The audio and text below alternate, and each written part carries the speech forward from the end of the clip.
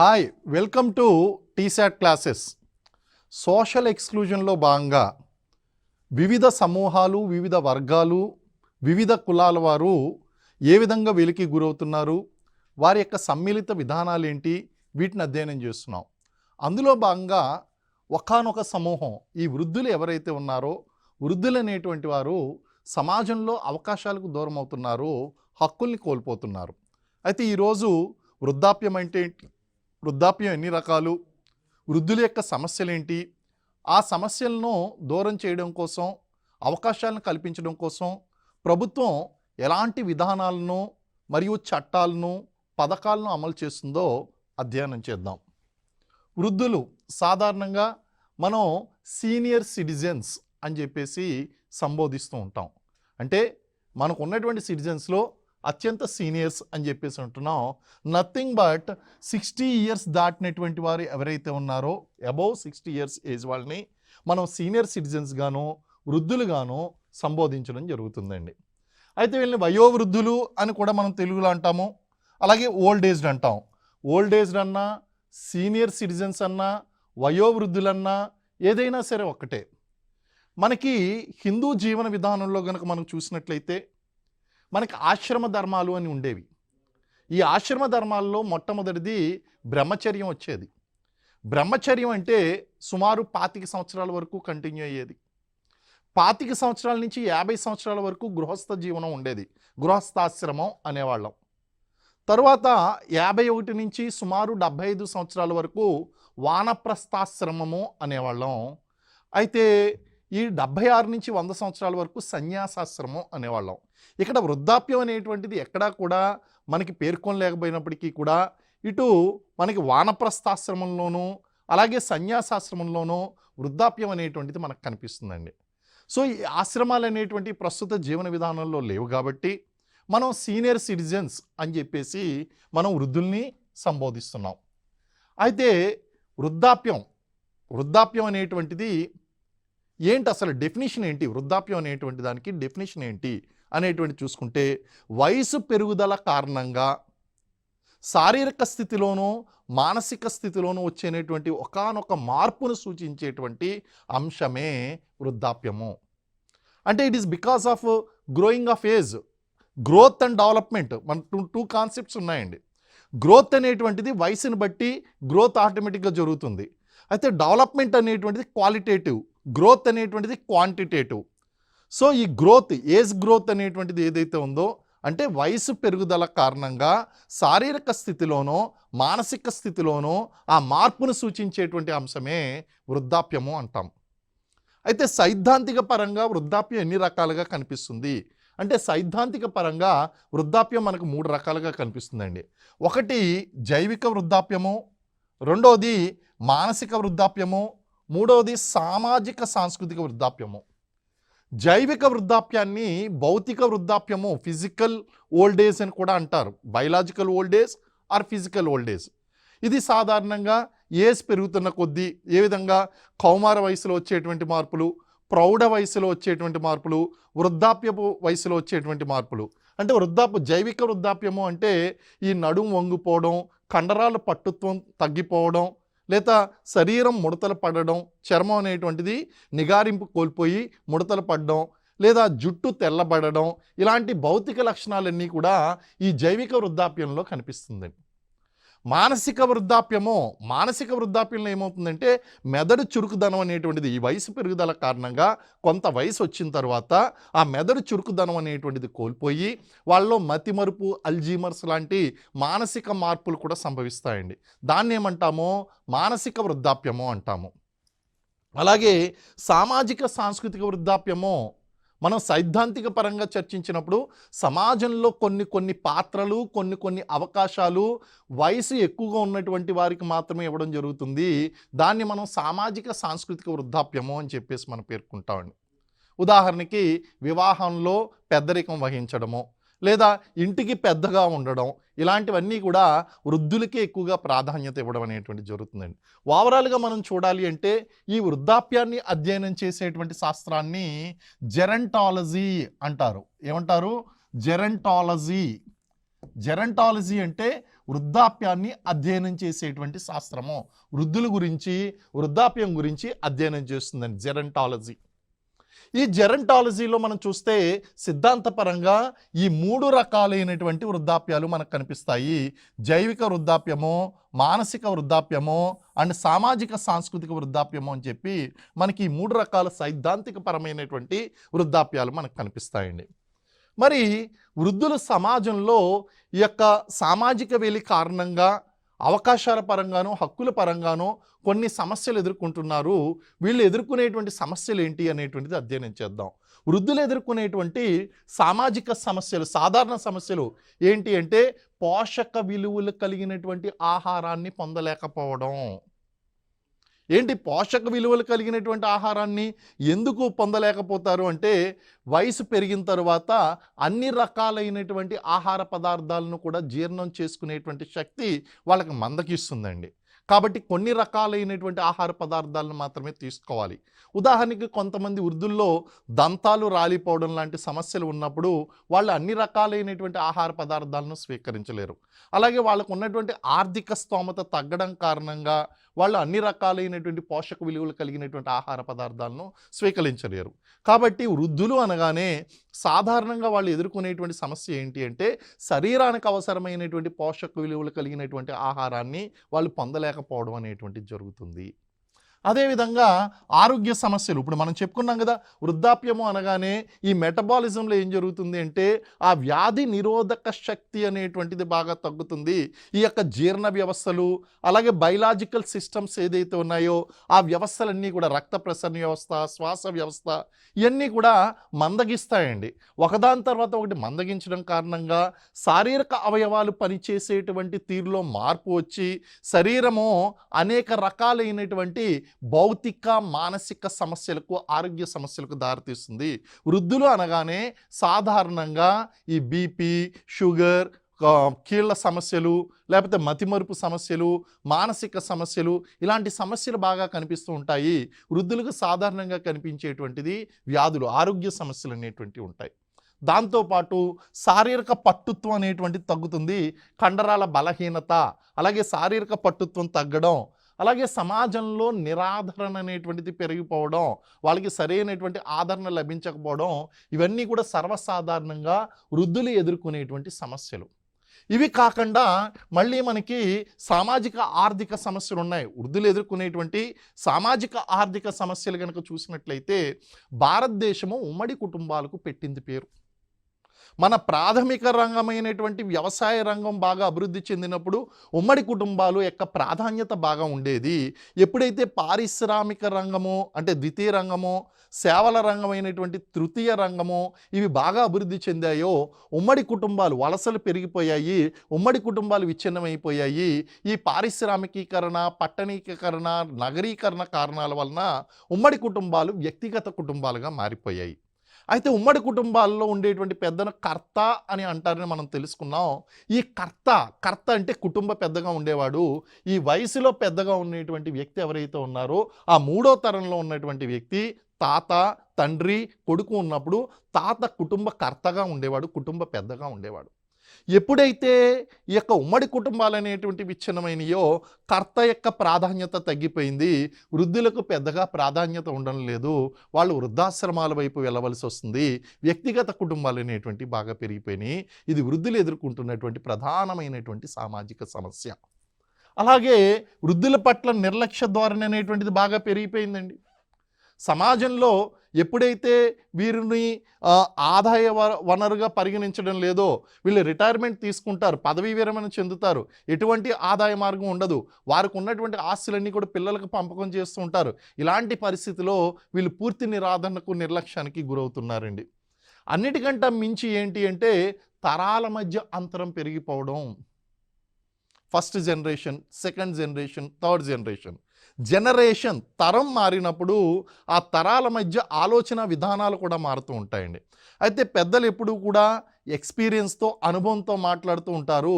ఆ అనుభవంతో మాట్లాడినటువంటి విషయాలు కొత్త తరంలో ఉన్నటువంటి వీళ్ళకి వేగం చాలా ఇంపార్టెంట్. కొత్త తరంలో ఉన్నటువంటి వాళ్ళందరూ కూడా వాళ్ళు రిస్క్ ఫ్యాక్టర్ అనేటువంటిది ఎక్కువగా ఫేస్ చేస్తూ ఉంటారు. రిస్క్ అంటే ప్రతి దానికి కూడా ఏదైనా జాబ్ విషయంలో కానీ, చదువు విషయంలో కానీ, నిర్ణయాలు తీసుకునేటువంటి విషయంలో కానీ చాలా తొందరపాటుతనం కనిపిస్తూ ఉంటుంది. అలాగే రిస్క్ ఎక్కువగా తీసుకుంటూ ఉంటారు, వేగంగా అభివృద్ధి చెందాలి అనుకుంటూ ఉంటారు. ఇవన్నీ కూడా ఉంటాయండి కొత్త తరంలో. కానీ పాత తరం వాళ్ళు ఎలా ఉంటారు? మొదటి తరం వాళ్ళు ఏదైనా సరే స్లో అండ్ స్టడీ అనే విధంగా ఉంటుంది. వాళ్ళ అనుభవాలతో చెప్తూ ఉంటారు, ఇది మంచిది ఇది చెడ్డది అని చెప్తూ ఉంటారు. ఈ విధంగా తరాల మధ్య ఆలోచన విధానంలో తేడా ఉండడం వలన వీళ్ళకి ప్రాధాన్యత ఉండడం లేదండి. వీళ్ళదంతా కూడా కన్వెన్షనల్ థింకింగ్.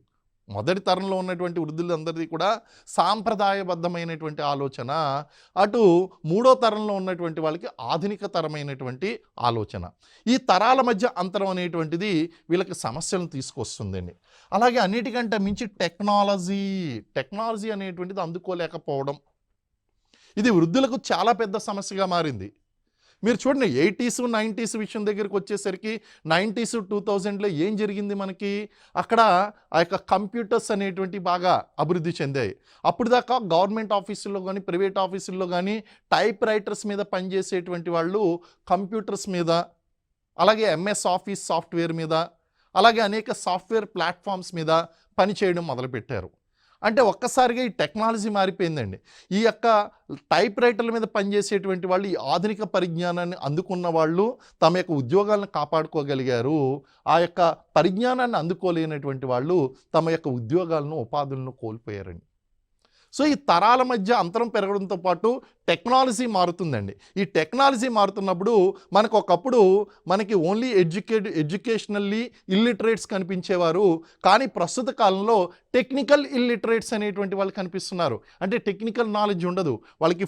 ఇప్పుడు స్మార్ట్ ఫోన్ ఎలా ఆపరేట్ చేయాలి, లేదా సోషల్ మీడియాలో ఎలాగ వాళ్ళ యొక్క వ్యూస్ని షేర్ చేసుకోవాలి, లేదా టెక్నాలజీని ఉపయోగించి వేరియస్ సర్వీసెస్ని ఎలా పొందాలి, ఇలాంటి అంశాల మీద ఈ యొక్క వృద్ధులు ఎవరైతే ఉన్నారో వాళ్ళకి టెక్నాలజికల్ ప్రాబ్లమ్స్ అనేటువంటివి, సాంకేతిక పరమైనటువంటి ఇబ్బందుల్ని ఎదుర్కొంటున్నారు. కాబట్టి ఇది కూడా ఒక సమస్యగా ఉందండి. అలాగే రిటైర్మెంట్ ఏజ్ రావడం వలన వీళ్ళు ఆర్థిక భారం పెరిగిపోతుంది, వీళ్ళ మీద ఆర్థిక భారం బాగా పెరుగుతుంది. దానితో రక్షణ సమస్యలు అనేటువంటివి ఎక్కువగా ఉంటున్నాయి. ఉమ్మడి కుటుంబంలో అందరూ ఉండడం వలన మనం చెప్పుకున్నాం, ఉమ్మడి కుటుంబంలో వృద్ధులకు, వికలాంగులకు, చిన్నపిల్లలకు, స్త్రీలకు, విధవలకు రక్షణ కల్పించబడుతుంది అని మనం చెప్పుకున్నాం. మరి ఉమ్మడి కుటుంబాలు ఎప్పుడైతే విచ్ఛిన్నమైనయో వీళ్ళంతా కూడా ఒంటరిగా నివసించవలసి ఉంటుందండి. మీరు సాధారణంగా ఈ వృద్ధుల యొక్క కుటుంబాలను అబ్జర్వ్ చేయండి. వీళ్ళ జనరేషన్స్, వీళ్ళ కొడుకులు, మనవలు వీళ్ళంతా కూడా విదేశాల్లో నివసించడం, ఇక్కడ వీళ్ళు ఒంటరిగా నివసించడం అనేది కనిపిస్తుందండి. ఈ ఒంటరిగా నివసిస్తున్నప్పుడు వీళ్ళకి రక్షణ పరమైనటువంటి సమస్యలు ఎదురుతున్నాయి. వీళ్ళ మీద దాడులు జరగడం, హత్యకు గురి కావడం, ఇలాంటి సమస్యలు, క్రైమ్స్ అనేటువంటివి బాగా పెరిగిపోతున్నాయండి వీళ్ళ మీద. అదేవిధంగా వీళ్ళు ఒంటరితనం, బోర్డమ్ అంటారు, లోన్లీనెస్, ఒంటరితనానికి లోనవుతున్నారు.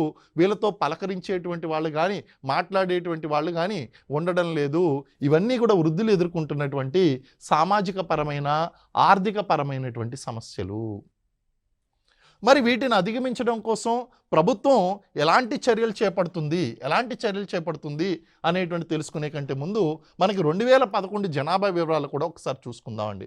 మనం 2011 జనాభా లెక్కల ప్రకారం మొత్తం వృద్ధుల సంఖ్య కనుక మనం తీసుకున్నట్లయితే భారతదేశంలో 10.38 కోట్ల మంది వృద్ధులు ఉన్నారు. ఇది 2011 జనాభా లెక్కల ప్రకారం. ప్రపంచంలో వృద్ధులు అత్యంత వేగంగా పెరుగుతున్నటువంటి దేశాల్లో భారతదేశం ఒకటి. కాబట్టి ఇప్పుడు కొత్తగా వచ్చినటువంటి 2021 సెన్సెస్ మనం క్యారీ అవుట్ చేయలేదు, 2024లో కూడా లెక్కలు పూర్తి కాలేదు. ఇప్పుడు 2025లో ఏమన్నా పూర్తి అయితే కనుక మనకి ప్రజెంట్ ఆల్మోస్ట్ వాళ్ళు డబల్ కన్నా ఎక్కువ ఉంటారండి. దాదాపు 25 కోట్ల వరకు ఉండవచ్చు అని చెప్పి అంచనా ఉంది. అయితే మొత్తం 2011 జనాభా లెక్కల ప్రకారం మొత్తం జనాభాలో వృద్ధుల యొక్క జనాభా శాతం ఎంత అంటే 8.6%. మొత్తం జనాభాలో 8.6% మంది వృద్ధులు ఉన్నారు. మరి గ్రామీణ ప్రాంతాలు, పట్టణ ప్రాంతాలతో మనం పోల్చుకుంటే గ్రామీణ ప్రాంతాల్లో వృద్ధులు ఎక్కువగా నివసిస్తున్నారు, పట్టణ ప్రాంతాల్లో వృద్ధులు తక్కువగా నివసిస్తున్నారు. It's a quite natural also. కారణం ఏంటి అంటే వలసల కారణంగా రెండో తరం వారు మూడో తరం వారు పట్టణాల వైపు వస్తే ఈ మొదటి తరం వృద్ధులు ఎవరైతే ఉన్నారో వాళ్ళు గ్రామాల్లో ఉండిపోయారు, ఆస్తులు చూసుకుంటూ పొలాలు చూసుకుంటూ వ్యవసాయం చేసుకుంటూ ఉండిపోయారండి. కాబట్టి గ్రామీణ ప్రాంతంలో వృద్ధులు ఎక్కువగా ఉన్నారు. పర్సంటేజ్ ఎంత ఉంది? మన భారతీయ సమాజంలో గ్రామీణ ప్రాంతంలో నివసించేటువంటి వృద్ధుల యొక్క శాతము 71%. ప్రతి 100 మందిలో 71 మంది గ్రామీణ ప్రాంతాల్లో నివసిస్తుంటే 29% మంది పట్టణ ప్రాంతాల్లో నివసిస్తున్నారు. పట్టణ ప్రాంతంలో ఉన్నటువంటి వృద్ధుల యొక్క శాతము 29%. సో మనకి వృద్ధుల యొక్క సంక్షేమం అనేటువంటి చాలా ముఖ్యమైనటువంటిది. వీళ్ళ యొక్క సంఖ్య గ్రామీణ ప్రాంతంలోనూ పట్టణ ప్రాంతంలోనూ విపరీతంగా పెరుగుతుంది. కాబట్టి వీళ్ళ కోసం మనం అనేక చర్యలు చేపట్టాలండి. మరి భారతదేశంలో ఉన్నటువంటి రాష్ట్రాల్లో ఏ రాష్ట్రాల్లో వీళ్ళ యొక్క జనాభా ఎక్కువగా ఉంది, వృద్ధులు ఎక్కువగా నివసిస్తున్నటువంటి మొదటి రాష్ట్రం ఏది అంటే కేరళ. 12.5% మొత్తం కేరళలో ఉన్నటువంటి జనాభాలో మనం చూసుకున్నట్లయితే మనకి 12 మొత్తం భారతదేశంలో ఉన్నటువంటి జనాభాలో మనకి వృద్ధుల జనాభాలో 12.5% మంది కేరళలో నివసిస్తున్నారు. అలాగే తమిళనాడు రెండో స్థానంలో ఉంది, 10.41%. మూడో స్థానంలో పంజాబ్, అంటే మొత్తం దేశంలో 10.32% మంది మనకి పంజాబ్లో కనిపిస్తున్నారు. మహారాష్ట్రలో 9.88%, ఉమ్మడి ఆంధ్రప్రదేశ్లో 9.79% మనకు కనిపిస్తుంది. సో వృద్ధులు ఎక్కువగా ఉన్నటువంటి రాష్ట్రాలు ఏవి అంటే కేరళ, తమిళనాడు, పంజాబ్, మహారాష్ట్ర, ఉమ్మడి ఆంధ్రప్రదేశ్ అని చెప్పేసి ఈ 5 రాష్ట్రాలు వృద్ధులు ఎక్కువగా నివసిస్తున్నటువంటి రాష్ట్రాలు. సో మనకి 1991వ సంవత్సరంలో యుఎన్ఓ ఐక్యరాజ్య సమితి ఒక తీర్మానం చేసింది వృద్ధులకు సంబంధించి. కారణం ఏంటంటే ప్రపంచవ్యాప్తంగా వృద్ధుల సంఖ్య పెరుగుతుంది కాబట్టి వీళ్ళ కోసం ఒక రిజల్యూషన్ తీసుకురావడం జరిగింది. ఐక్యరాజ్య సమితి వృద్ధుల తీర్మానం 1991 ప్రకారము అందులో పేర్కొన్నటువంటి ముఖ్య అంశాలు ఏంటి అంటే వృద్ధులు సమాజంలో గౌరవంగా జీవించడానికి అన్ని రకాలైనటువంటి చర్యలు చేపట్టాలండి. అంటే సమాజంలో వాళ్ళు గౌరవంగా జీవించాలి. Respectable life is required for them. అదేవిధంగా సభ్య దేశాలు ఏం చేయాలి అంటే వృద్ధుల కోసం ప్రత్యేకమైనటువంటి చట్టాలు చేయాలి. వాళ్ళ సంక్షేమం కోసం, వాళ్ళ రక్షణ కోసం ప్రత్యేకమైనటువంటి చట్టాలు చేయాలి. ఐక్యరాజ్య సమితిలో ఉన్నటువంటి సభ్య దేశాలన్నీ కూడా ఆ వృద్ధుల కోసం వివిధ చట్టాలు తీసుకురావాలి అని పేర్కొనడం జరిగిందండి. అలాగే వృద్ధులకు ఆసరా పొందేటువంటి హక్కు ఉంది. They should get some support from the government. ఇటు స్వచ్ఛంద సంస్థల నుంచి, సమాజం నుంచి, ప్రభుత్వం నుంచి ఆసరా పొందేటువంటి హక్కు వృద్ధులకు ఉంది అని చెప్పి ఐక్యరాజ్య సమితి 1991 తీర్మానం పేర్కొందండి. అదేవిధంగా మంచి జీవన పరిస్థితులు అనేటువంటివి వాళ్ళు ఆరోగ్యకరమైనటువంటి జీవితాన్ని గడపడం కోసం, రక్షణపరమైనటువంటి జీవితం గడపడం కోసం వాళ్ళకి మంచి పరిస్థితులను కల్పించాలి అనేటువంటిది మనం ఐక్యరాజ్య సమితి తీర్మానంలో పేర్కొన్నాము. ఇవి ముఖ్య అంశాలు. అలాగే మనకి ప్రభుత్వం తీసుకుంటున్న భారతదేశంలో మనకి ఇటు కేంద్ర ప్రభుత్వము, రాష్ట్ర ప్రభుత్వము తీసుకుంటున్నటువంటి వివిధ విధానాలు, పథకాలు, చట్టాలు, అమలు చేస్తున్నటువంటి చట్టాల గురించి మనం చూద్దాం. జాతీయ విధానం అండి. మనం 1999వ సంవత్సరంలో వృద్ధుల కోసం ఒక జాతీయ విధానాన్ని తీసుకుని వచ్చాం. కేంద్ర ప్రభుత్వం తీసుకొచ్చిందండి. ఈ national policy for old aged people, NPOP, national policy for old aged people అనేటువంటి పాలసీ 1999వ సంవత్సరంలో తీసుకుని వచ్చాం. అందులో ఉన్నటువంటి ముఖ్యాంశాలు కనుక మనం తీసుకున్నట్లయితే వృద్ధులకు సామాజిక పరమైన, ఆర్థిక పరమైన, ఆరోగ్యపరమైనటువంటి రక్షణలు కల్పించాలి. సామాజిక, ఆర్థిక, ఆరోగ్య రక్షణలు వృద్ధులకు కల్పించాలి అని మన జాతీయ విధానంలో పేర్కొన్నాము. అదేవిధంగా వృద్ధులకు కుటుంబ సభ్యులు రక్షణ కల్పించే విధంగా ప్రభుత్వం చర్యలు చేపట్టాలి. అంటే కొన్ని చట్టాలు తీసుకుని రావాలి. చట్టాలు తీసుకుని వచ్చి కుటుంబ సభ్యులు గనక వాళ్ళని నిర్లక్ష్యం చేస్తే ఆ కుటుంబ సభ్యుల మీద అవసరమైతే చర్యలు కూడా చేపట్టాలి. అందుగురించే ఇక్కడ తీర్మానంలో మనం ఏం చెప్పాం, విధానంలో వృద్ధులకు కుటుంబ సభ్యులు రక్షణ కల్పించే విధంగా మనం ప్రోత్సహించాలి. అదేవిధంగా స్వచ్ఛంద సంస్థలు ఉన్నాయి మనకి, నాన్ గవర్నమెంట్ ఆర్గనైజేషన్స్. ఒకవేళ ఏదైనా సంస్థలు కనుక ముందుకు వచ్చి మేము వృద్ధుల కోసం, సంక్షేమం కోసం కృషి చేస్తామంటే ఆ సంస్థను కూడా ప్రోత్సహించాలని చెప్పి మన వృద్ధుల జాతీయ విధానం 1999 తెలియచేస్తుందండి. అలాగే వయోవృద్ధులకు సంబంధించినటువంటి మానసిక పరమైనటువంటి ఆరోగ్యపరమైనటువంటి సమస్యలను అధ్యయనం చేయాలి ప్రభుత్వాలు, ఇటు స్వచ్ఛంద సంస్థలు ఆ సమస్యలన్నింటినీ కూడా అధ్యయనం చేయాలి. పేదరికపు రేఖకు దిగువన నివసిస్తున్నటువంటి వృద్ధులు ఎవరైతే ఉన్నారో ఆ వృద్ధులందరికీ కూడా వృద్ధాప్యపు పింఛన్లు అనుసరించాలి, వాళ్ళకి వర్తింప చేయాలి. అందుగురించే ఈ విధానాన్ని అనుసరించే అటు కేంద్ర ప్రభుత్వము ఇటు రాష్ట్ర ప్రభుత్వము వీళ్ళకి వృద్ధాప్యపు పింఛన్లు అనేటువంటివి ఇస్తున్నారండి. ఇవన్నీ కూడా మన విధానంలో పేర్కొన్నాం. వృద్ధుల జీవన ప్రమాణ స్థాయిని పెంచాలి. వృద్ధుల యొక్క దోపిడీ నుండి వృద్ధులకు అణిచివేత నుండి రక్షణ అనేటువంటిది కల్పించాలి. ఆరోగ్యము, నివాసము, ఆహార కల్పన విషయంలో ప్రభుత్వము సహాయం చేయాలి వృద్ధులకి. ఇవన్నీ కూడా మనకి పాలసీస్లో ఉన్నాయండి. మరి చట్టాలు, వృద్ధుల విషయం దగ్గరికి వచ్చేసరికి 2 ప్రధానమైనటువంటి చట్టాలు ఉన్నాయి మనకి. హిందూ దత్తత మరియు పోషణ చట్టము, Hindu adoption and maintenance act అంటారు. 1956 సంవత్సరంలో దీన్ని తీసుకుని వచ్చారు.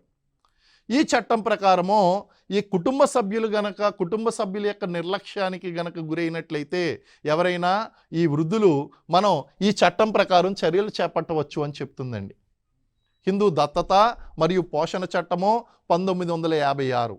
మీరు మొత్తం ఇక్కడ మన సోషల్ ఎక్స్క్లూజన్లో చట్టాలన్నీ కూడా ఒక 40-50 చట్టాలు ఉంటాయి. ఆ చట్టాలన్నీ కూడా కంఠస్థం చేశారంటే ఎగ్జామ్లో 1-2 మార్కులు వచ్చేటువంటి అవకాశం ఉంది. అలాగే 2007లో చాలా very very very very important చట్టం ఒకటి తీసుకొచ్చారు. అదేంటి? తల్లిదండ్రులు వృద్ధుల సంక్షేమము పోషణ చట్టము, old aged people and parents protection and maintenance act 2007 అనేటువంటిది. ఈ చట్టం అమలు చేసేటువంటి బాధ్యతను జిల్లా కలెక్టర్లకు ఇచ్చారు. ఒకవేళ వృద్ధులు గనక సొంత కుటుంబ సభ్యుల చేత కానీ ఇటు సమాజ సభ్యుల చేత కానీ నిర్లక్ష్యానికి గురైనట్లయితే ఈ చట్టాన్ని అనుసరించి జిల్లా కలెక్టర్ దగ్గరికి వెళ్తే జిల్లా కలెక్టర్ వీళ్ళకి సరైనటువంటి న్యాయాన్ని చేకూరుస్తారు. డిస్ట్రిక్ట్ మెజిస్ట్రేట్స్ ఎవరైతే ఉన్నారో, district collector come district magistrates ఎవరైతే ఉన్నారో వీళ్ళకి ఈ చట్టాన్ని అమలు చేసేటువంటి బాధ్యతను అప్పగించారు. ఈ చట్టాన్ని అనుసరించి ఒకవేళ పిల్లలు చేత కుటుంబ సభ్యుల చేత వీళ్ళు నిర్లక్ష్యానికి గురయ్యి వాళ్ళకి పోషణకు అవసరమైనటువంటి ఆ యొక్క మెయింటెనెన్స్ కనుక ఇవ్వలేకపోయినట్లయితే జిల్లా కలెక్టరు 10,000 రూపాయల వరకు మెయింటెనెన్స్ అనేటువంటిది గ్రాంట్ చేయవచ్చు. ఈ చట్టం ప్రకారం పేర్కొన్నారు.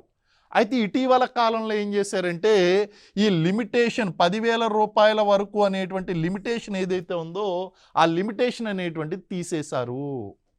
ఆ లిమిటేషన్ అనేది రద్దు చేశారు. ఇప్పుడు ఈ చట్టం ప్రకారము there is no upper limit అండి. ఎంతైనా సరే జిల్లా కలెక్టరు వాళ్ళకి మెయింటెనెన్స్ గ్రాంట్ చేయవచ్చు. అయితే చట్టం ప్రకారం మొదట్లో 10,000 రూపాయల వరకు వాళ్ళకి ఆ పవర్స్ ఇచ్చారు. కానీ ఇప్పుడు ఆ లిమిటేషన్ అనేటువంటి తీసివేయడం జరిగింది.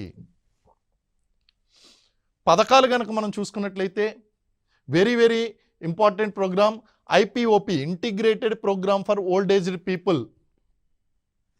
దీన్ని మొట్టమొదటిసారిగా 1992లో ప్రారంభించి దాన్ని integrated program for old aged పీపుల్గా 2008లో పేరు మార్చి దాన్ని ఐపీఓపిగా పేరు మార్చి ఈ ప్రోగ్రామ్ని పునఃసమీక్షించడం అనేటువంటిది జరిగింది. ఇది ప్రధానంగా దేనికోసం తీసుకొచ్చారు అంటే వృద్ధుల యొక్క జీవన ప్రమాణ స్థాయిని పెంచడం కోసం దీన్ని తీసుకురావడం జరిగింది. అలాగే ప్రభుత్వము, స్వచ్ఛంద సంస్థలు ఈ యొక్క వృద్ధుల గురించి నివాసము, ఆరోగ్య సేవలు, ఆహారము మొదలైన సేవలను అందించే విధంగా ఈ యొక్క integrated program for old aged people అనేటువంటిది 2008లో పునఃసమీక్షించబడింది. అలాగే రాష్ట్రీయ వయోశ్రీ యోజన 2017లో వచ్చినటువంటి ప్రోగ్రాం అండి. రాష్ట్రీయ వయోశ్రీ యోజన ఈ ప్రోగ్రాం ఏం చెప్తుంది అంటే పేదరికపు రేఖకు దిగువన నివసిస్తున్నటువంటి వారు ఎవరైతే ఉన్నారో వృద్ధులు, ఆ వృద్ధులకు కొన్ని రకాలైనటువంటి 5 రకాలైనటువంటి ఉపకరణాలను ఉచితంగా అందచేసేటువంటి కేంద్ర ప్రభుత్వ పథకం. ఈ పథకం ప్రకారము వీళ్ళకి ఏం చేస్తారు అంటే హీరింగ్ ఎయిడ్స్, వినికిడి పరికరాలు, చేతి కర్రలు, చక్రాల కుర్చీలు, అలాగే కట్టుడు పళ్ళు, కళ్ళజోళ్ళు ఇవన్నీ కూడా వాళ్ళకి ఉచితంగా ఇవ్వడం అనేటువంటిది జరుగుతుంది. దీనికి ఏం పేరు పెట్టారు? రాష్ట్రీయ వయోశ్రీ యోజన అని చెప్పారు. 60 సంవత్సరాలు దాటినటువంటి ప్రతి వృద్ధుడు అలాగే పేదరికపు రేఖకు నివసిస్తున్నటువంటి వృద్ధులు ఈ పథకం కింద అర్హులుగా ఉంటారండి. Next national council for old aged persons అనేటువంటిది 1999లో ఏర్పాటు చేశారు. ఇది జాతీయ స్థాయిలో వృద్ధుల కోసం ఏర్పాటు చేయబడినటువంటి అత్యున్నతమైనటువంటి కేంద్ర ప్రభుత్వ సంస్థ. అందులో మనకి ఈ జాతీయ స్థాయిలో వృద్ధుల కోసం ఏదైనా సరే జాతీయ విధానాలు అమలు చేయాలి అంటే ఆ జాతీయ విధానాలను అమలు చేయడాన్ని సమీక్షించడం కోసం ఏర్పాటు చేయబడినటువంటి సంస్థ అండి. దీని యొక్క పేరు 2012లో నేషనల్ కౌన్సిల్ ఫర్ సీనియర్ సిటిజన్స్గా మార్చారు. దీని పేరు నేషనల్ కౌన్సిల్ ఫర్ సీనియర్ సిటిజన్స్గా పేరు మార్చడం జరిగింది. దీన్ని ఎవరి యొక్క ఆధీనంలో ఇది పనిచేస్తుంది అంటే కేంద్ర సామాజిక న్యాయము సాధికారిత మంత్రిత్వ శాఖ ఏదైతే ఉందో ఆ శాఖ ఆధ్వర్యంలో ఇది పనిచేస్తుంది. ఆ శాఖ మంత్రి దీనికి చైర్మన్గా వ్యవహరిస్తారు. అలాగే నేషనల్ సోషల్ అసిస్టెన్స్ ప్రోగ్రామ్ 1995 ఇది కేంద్ర సామాజిక న్యాయము సాధికారిత మంత్రిత్వ శాఖ కాదు, ఇక్కడ గ్రామీణ అభివృద్ధి శాఖ వృద్ధులకు వికలాంగులకు మరియు విధవలకు పెన్షన్లు అమలు చేస్తున్నటువంటి ఈ శాఖ ద్వారా పెన్షన్ల కోసం అమలు చేస్తున్నటువంటి పథకము నేషనల్ సోషల్ అసిస్టెన్స్ ప్రోగ్రామ్ 1995. దీని తర్వాత ఏం చేశారు అంటే వృద్ధాప్య పింఛన్లు ఏదైతే ఉన్నాయో వాటిని Indira Gandhi national old aged pension స్కీమ్గా ఆ పేరుతో దీన్ని పంపిణీ చేస్తున్నారు. ఇందులో మనకి 60 నుంచి 70 సంవత్సరాల వయసు ఉన్నటువంటి 60 నుంచి 79 సంవత్సరాల వయసు ఉన్నటువంటి వారికి 500 రూపాయలు, అలాగే 80 సంవత్సరాలు దాటినటువంటి వారికి 1000 రూపాయలు కేంద్ర ప్రభుత్వం ఇస్తుంటే ఆ డబ్బుల్ని మనకి ఆసరా పెన్షన్లు చేయూత పెన్షన్లు ఏదైతే ఉన్నాయో ఆ పెన్షన్ల కింద వాటిలో కలిపి మన రాష్ట్ర ప్రభుత్వము 4000 రూపాయల వరకు అందించడం అనేటువంటిది కనిపిస్తుంది. అలాగే వరిష్ఠ పింఛన్ బీమా యోజన 2014 ఇందులో ఏం చేశారంటే ఎల్ఐసి ద్వారా నిర్వహించబడుతుంది. నెలకు 500 నుంచి 5000 రూపాయల వరకు గరిష్టంగా పెన్షన్ పొందవచ్చు ఇందులో ఇన్వెస్ట్మెంట్ చేస్తే. జీవన ప్రమాణ్ పథకం 2014 ఇది కూడా పదవీ విరమణ పొందినటువంటి ప్రభుత్వ ఉద్యోగులు ఎవరైతే ఉన్నారో వాళ్ళకి పింఛన్ పొందడం కోసం ఎల్ఐసి ద్వారా నిర్వహించబడుతున్నటువంటి పథకం. సంకల్ప్ 2004లో ఈ సంకల్ప్ ప్రోగ్రామ్ అనేటువంటి స్టార్ట్ చేశారు. కేంద్ర ప్రభుత్వ పథకాలను వివిధ సంక్షేమ పథకాలను అమలు చేయడం కోసం పదవీ విరమణ పొందినటువంటి ప్రభుత్వ ఉద్యోగులు ఎవరైతే ఉన్నారో వారి యొక్క సేవలను వినియోగించడం కోసం సంకల్ప్ 2004 అనేటువంటి ప్రోగ్రామ్ స్టార్ట్ చేశారండి. ఈ రిటైర్ అయినటువంటి వాళ్ళని మళ్ళీ తిరిగి ఈ గవర్నమెంట్ స్కీమ్స్ అమలు చేయడంలో వాళ్ళని వినియోగించుకుంటారు. ప్రతి 6 నెలలకు ఒకసారి వాళ్ళ యొక్క సర్వీసెస్ కొనసాగిస్తూ ఉంటారు, పొడిగింపు చేస్తూ ఉంటారు, కొంత సొమ్ము వాళ్ళకి ఇస్తూ ఉంటారండి. It's an assistance. అన్నిటికంటే మించి వయోశ్రేష్ఠ సమ్మాన్ పేరులోనే ఉంది.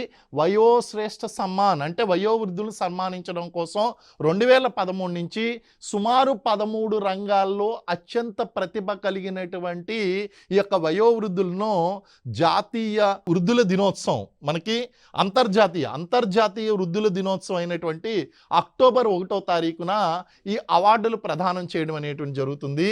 వృద్ధుల కోసం ఏర్పాటు చేయబడినటువంటిది. అలాగే మనకి national institute of social defence అంటే వృద్ధుల్ని సంరక్షించడం కోసం ఉండేటువంటి కేర్ టేకర్లు లేదా నాన్ గవర్నమెంట్ ఆర్గనైజేషన్ స్వచ్ఛంద సంస్థలు వీటిలన్నిటికీ కూడా శిక్షణ ఇచ్చి వృద్ధుల యొక్క సేవలను పెంపొందింప చేయడం కోసం ఇక్కడ శిక్షణ ఇచ్చేటువంటి ఈ సూపర్వైజర్లు కేర్ టేకర్లకు శిక్షణ ఇచ్చేటువంటి జాతీయ సంస్థ national institute of social defence. అన్నిటికంటే మించి చాలా ఇంపార్టెంట్, ఇది నోట్ కూడా చేసుకోండి. వృద్ధులకు హెల్ప్ చేయడం కోసం ఒక జాతీయ స్థాయిలో ఒక హెల్ప్ లైన్ నెంబర్ అనేటువంటి ప్రారంభించబడింది. ఇది తెలంగాణ ప్రభుత్వము టాటా ఫౌండేషన్ వారి యొక్క టాటా ట్రస్ట్ వారి యొక్క సహకారంతో 14567 అనేటువంటి పేరుతో ఆ యొక్క డయల్ ఫ్రీ నెంబర్ అనేటువంటిది వాళ్ళు ఏర్పాటు చేశారండి. ఇది ఉదయం మనకి 9:30 నుంచి సాయంత్రం 5:30 వరకు పనిచేస్తుంది.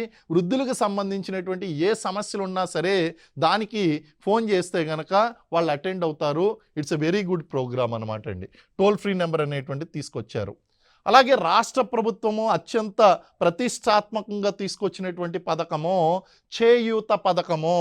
వృద్ధులకు, వితంతువులకు, వికలాంగులకు, బీడీ కార్మికులకు, ఒంటరి మహిళలకు, జోగినీలకు, దేవదాసీలకు, కల్లుగీత కార్మికులకు, చేనేత కార్మికులకు, ఎయిడ్స్ బాధితులకు, పైలేరియా పేషెంట్స్కు, అలాగే డయాలసిస్ చేయించుకుంటున్నటువంటి కిడ్నీ రోగులకు, వీళ్ళందరికీ కూడా పెన్షన్ అనేటువంటిది ఇవ్వడం జరుగుతుంది.